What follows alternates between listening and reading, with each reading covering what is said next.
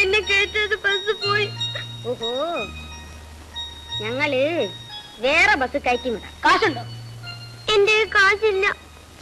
കാശില്ലെങ്കിൽ എന്താ, മാലയുണ്ടല്ലോ.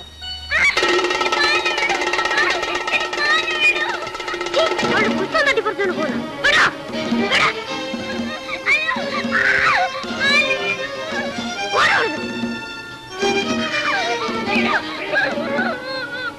അയ്യോ, മാല പൊട്ടിച്ചു. അവൻ കൊണ്ടുപോയില്ലല്ലോ. എന്നാ പെട്ടി പോയിക്കോ. എനിക്ക് ഒറ്റയ്ക്ക് പോകാൻ പേടിയാ. എവിടെയാ വീട്? അതോ അവിടെ. വരൂ, ഞാൻ കൊണ്ടാക്കി തരാം.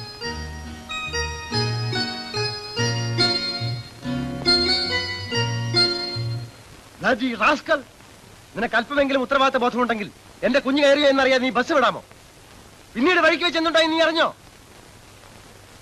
അബദ്ധമോ? ഇവിടെ വന്ന് കാശ് വാങ്ങിക്കുന്ന കാര്യത്തിൽ നിനക്ക് അബദ്ധമൊന്നും പറ്റാറില്ലല്ലോ. മേലിൽ ഇങ്ങനെ എന്തെങ്കിലും സംഭവിച്ചാൽ നീ നിന്റെ ബസ്സും ഈ നാട്ടിൽ കാണില്ല. കെയർഫുൾ. മിടുക്കൻ. നിനക്ക് എന്ത് തന്നാലും മതിയാവില്ല. ഇതാ. വേണ്ട സാർ, എനിക്ക് കാശൊന്നും വേണ്ട സാർ. എന്റെ ഒരേ ഒരു മകളാണ് ഡെയ്സി. അവൾക്ക് അമ്മയില്ല. അവളെ യാതൊരു കുഴപ്പവും കൂടാതെ നീ ഇവിടെ എത്തിച്ചല്ലോ. അതിനുള്ളൊരു സമ്മാനമാണെന്ന് കരുതിയാൽ മതി. അത് വാങ്ങിച്ചോ? വേണ്ട സാർ, എനിക്കൊരു ജോലി തന്നാ മതി. എനിക്ക് ആരുമില്ല. ഞാൻ കള്ളവണ്ടി കയറി അവിടെ വന്നത്. നിനക്ക് എന്ത് ജോലി തരാനാ? ചുമടൊരു പയർ മതി സാർ. അതൊക്കെ നിന്നെ കൊണ്ട് സാധിക്കൂ? എന്നാ വീട്ടു ജോലി ചെയ്യാം സാർ. ഇവിടെ വീട്ടുജോലിക്ക് കത്രീനയുണ്ട്. പക്ഷെ നിന്നെ പറഞ്ഞു വിടാനും എനിക്ക് മനസ്സ് വരുന്നില്ല. അവനെവിടെ നിക്കട്ടെ ഡാഡി. ശരി മോളെ. മോള് പറഞ്ഞ പിന്നെ ഡാഡിക്ക് ചെയ്തിട്ടുണ്ടോ? നീ നിന്നെ കൊണ്ട് കഴിയുന്ന ജോലിയൊക്കെ ചെയ്ത് ഇവിടെ തന്നെ നിന്നോ. ശരി സാർ. കത്രീന, ഇവനെ വിളിച്ചുകൊണ്ടുപോയി വല്ല ആഹാരം കൊടുക്ക. വാടക ചേർക്കാം.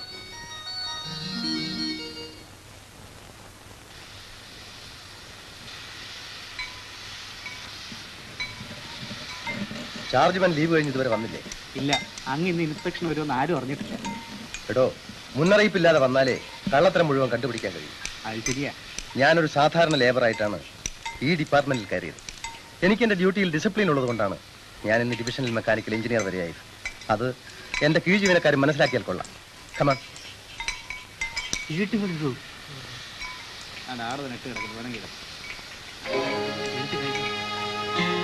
ഡ്യൂട്ടി സമയത്ത് സീറ്റ് കളിയാണല്ലേ?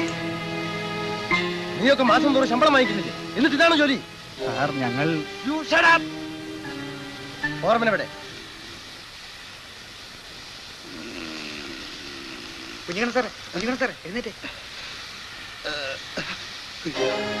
എടോ, താനിങ്ങനെ ഡ്യൂട്ടി സമയത്ത് പോത്തിനെ പോലെ കിടന്നുറങ്ങിയാൽ തന്റെ കീഴിലുള്ളവർ ഷീട്ട് കളിക്കുന്നത് തെറ്റല്ല.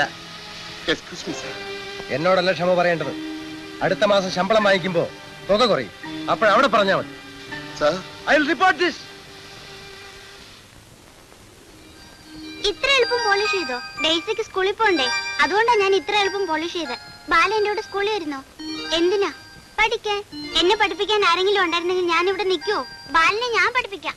ഡെയ്സിയോ? ഞാൻ സ്കൂളിൽ പഠിക്കുന്നല്ല, ഇവിടെ വന്ന് പറഞ്ഞു തരാം. പറ. CAT cat, CAT cat, MAT mat, MAT mat, RAT rat, RAT rat. ഇവനിപ്പോ ഇംഗ്ലീഷ് പഠിച്ച് വലിയ സായിപ്പാവാൻ പോവല്ലേ? എടാ, കുഞ്ഞിന്റെ പെറ്റിക്കോട്ട് നനച്ചു വെച്ചിട്ടുണ്ട്, പോയി നലക്കിയിട്. കത്രീനമ്മ ചലക്കിട്ടാ മതി. കുഞ്ഞാ ഇവനെ ചീത്തയാക്കുന്നത്. ഓൾട്ടിൻ കലക്കി വെച്ചിട്ടുണ്ട്, മോള് വാ കുടിക്കാം.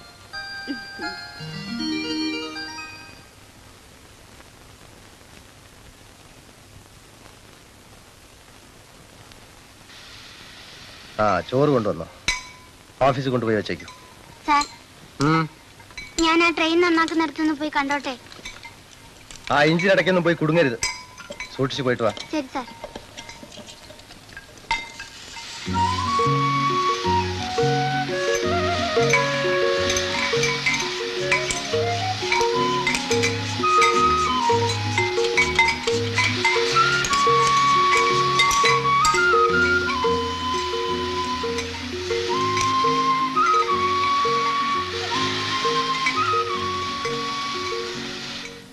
സാർ, ദയവ് ചെയ്ത് നടപടികൾ എടുക്കരുത്.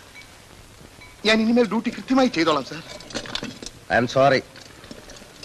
തെറ്റ് ചെയ്യുന്നവർക്ക് ശിക്ഷ കിട്ടിയില്ലെങ്കിൽ വീണ്ടും ആ തെറ്റ് ആവർത്തിച്ചുകൊണ്ടിരിക്കും. മനസ്സിലായോ? 5-6 കുഞ്ഞുങ്ങളുണ്ട് സാർ. ശമ്പളത്തിൽ 10 രൂപ കുറഞ്ഞാൽ വീട് കഷ്ടത്തിലാകും. എടോ, ചെയ്യുന്ന ജോലിയിൽ ആത്മാർത്ഥമില്ലാത്തവരൊക്കെ കഷ്ടപ്പെട്ടേ പറ്റൂ.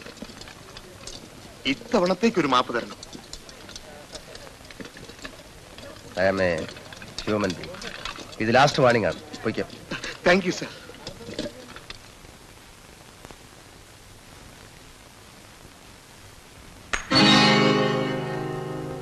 അയ്യോ ഡാഡിയുടെ കണ്ണാടി.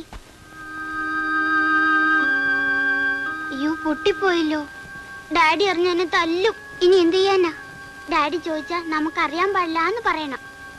ഡാഡിയോട് കള്ളം പറയുന്നത് ശരിയാണോ ഡേസി? എന്നാടാ കുഞ്ഞിനടുത്ത രഹസ്യം പറയുന്നത്? ഒന്നുമില്ല. ഒന്നുമില്ലേ? എന്തെന്നാ കയ്യില്? എടാ എണ്ണം കെട്ടവനെ, സായിപ്പിന്റെ കണ്ണാടി നീ പൊട്ടിച്ചോ? അട്ടയെ പിടിച്ച് മെത്തേ കിടത്തിയപ്പോഴേ ഞാൻ വിചാരിച്ചതാ സായിപ്പ് ഇങ്ങോട്ട് വരട്ടെ. ഇന്നത്തോണ്ട് നിന്റെ പുറത്ത് ഞാൻ അവസാനിപ്പിച്ചേക്കാം. വാ കുഞ്ഞെ.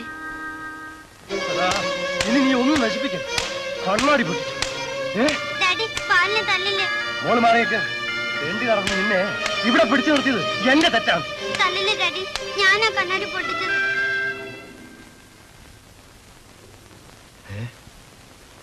അയ്യോ അതെ ഡാഡി. ബാല, ഞാൻ ഇത്രയൊക്കെ തല്ലിയിട്ടും നീ എന്താ സത്യം പറയാതിരുന്നത്? ഡേസിക്ക് തല്ലുകൊള്ളാതിരിക്കാൻ വേണ്ടിയാ. കഷ്ടമായി പോയല്ലോ. കണ്ണാടി പൊട്ടിച്ചത് ഇവനാണെന്നല്ലേ നീ പറഞ്ഞത്? ഞാൻ വിചാരിച്ചു. നീ വിചാരിച്ചു പോയെന്റെ മുമ്പെന്ന്.